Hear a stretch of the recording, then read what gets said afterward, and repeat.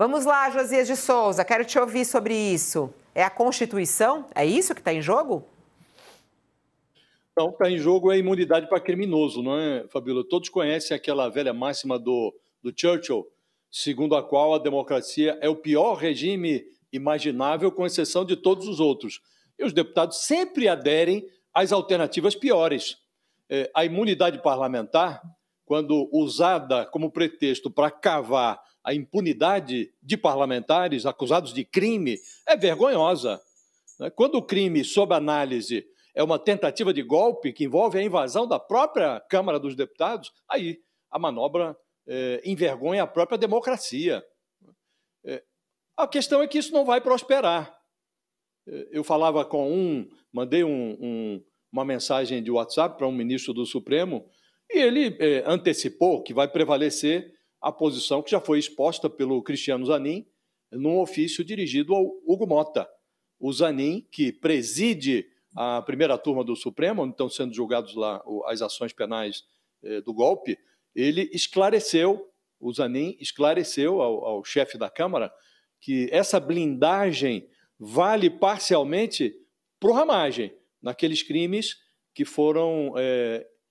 ocorreram depois da diplomação dele como deputado. Mas é inútil para o Bolsonaro, é inútil para os demais réus no processo, nas ações penais lá relacionadas à tentativa de golpe.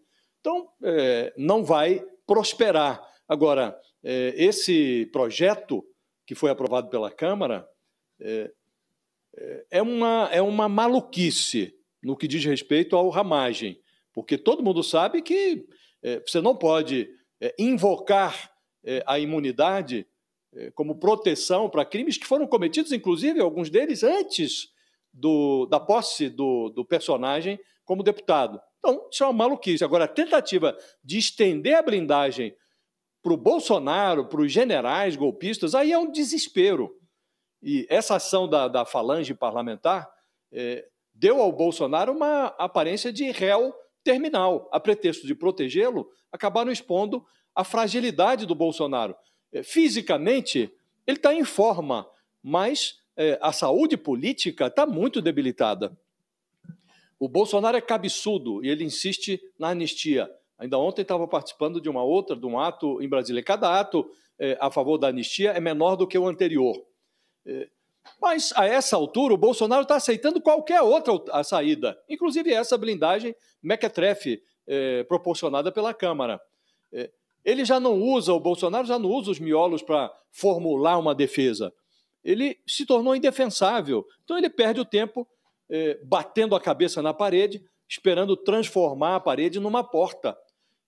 Agora, ele está com a cabeça enfiada numa realidade paralela, e a realidade vai se impondo diante dos olhos do Bolsonaro. Ele acaba realçando, Fabíola, uma outra parte do corpo. O Bolsonaro se diz católico.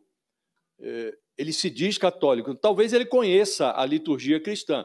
Os olhos da crisma, do batismo, são passados na cabeça, mas aquele unguento da extrema unção, aquela essência usada para perfumar o corpo na hora fatal, essa essência é passada até na sola dos pés.